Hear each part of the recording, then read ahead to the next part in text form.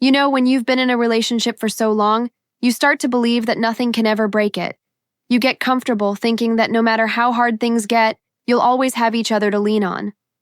That's how I felt with Jason. For the past 5 years, we'd built a life together. We shared our dreams, our fears, and our love. Or at least, I thought we did. I'm Vanessa, and I'm 30 now. I'm here to tell you about the day I destroyed everything I thought I had, just because I wanted something else. Something more. It's funny, isn't it? How you can spend years with someone and still feel like there's a part of you missing. That's how I felt with Jason. Like I had everything, but not everything I wanted. So when I said those words, I need other men, I didn't realize the chain of events I was about to set in motion. It started out as a joke, or at least that's how I tried to justify it. I was frustrated. I'd been with Jason for so long, and while he was a good guy, he wasn't exactly exciting. We had our routines. I would go to work, he'd stay home, working on his own stuff, and we'd meet for dinner, talk about our day, and then go to bed. There was no spark, no thrill, no passion. I was bored, and I thought maybe a little bit of attention from other men might give me the excitement I craved. I wasn't planning on actually doing anything, but I thought I could say it out loud, just to see how Jason would react.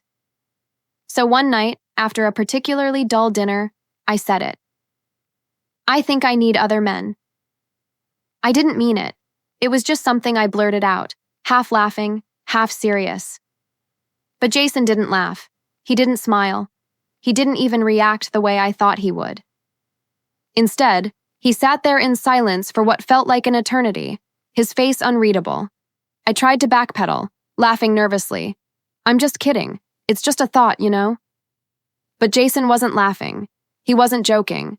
His eyes hardened, and then he said, "Pack your things. If that's how you feel, then you don't belong here anymore." It hit me like a punch in the stomach. I never expected him to actually take me seriously. I never expected him to react that way. I thought we could laugh it off, or at the very worst, have a serious conversation about how to spice things up. But no, Jason was done.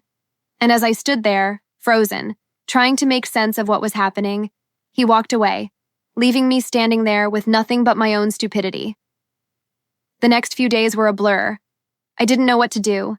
I didn't know what to say. I tried calling him, but he didn't answer. I sent him messages, begging him to talk to me, telling him I was just frustrated, that I didn't mean it. But he wouldn't listen. He was done. He'd made his decision, and there was no turning back. What's worse is that everyone around me sided with him. My friends, my family, even his family.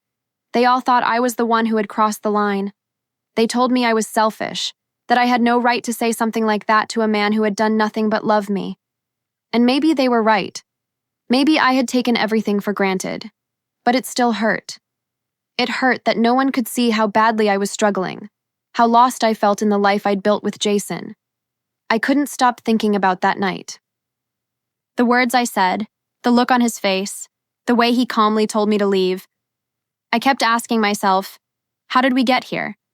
How did I go from loving him with everything I had to wanting something else?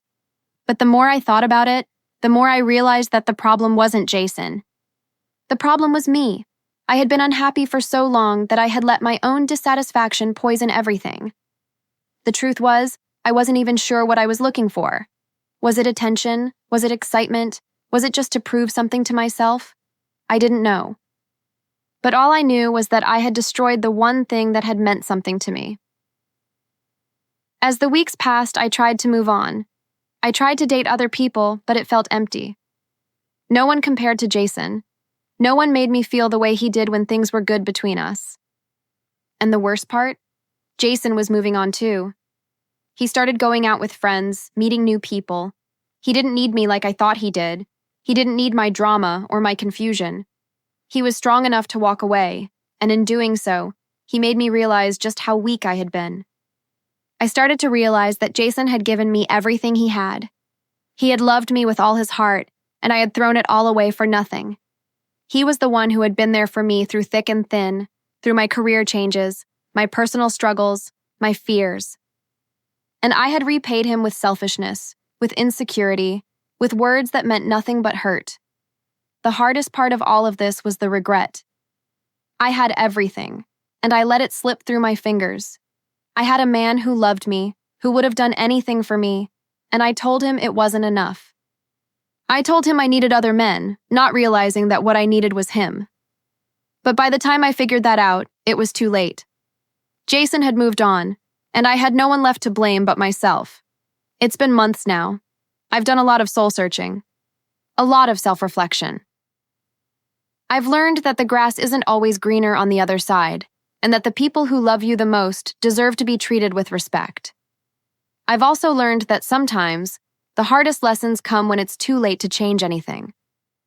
And while I can't go back and undo what I did, I've promised myself that I'll never make that mistake again. I'll never take someone's love for granted, and I'll never again throw away something real for the illusion of something better. So here I am, left with nothing but my mistakes and the lessons I've learned the hard way. Maybe someday Jason will find someone who treats him the way he deserves. And maybe, just maybe, I'll be strong enough to move forward, knowing that I'll never forget the man I lost because of my own selfishness.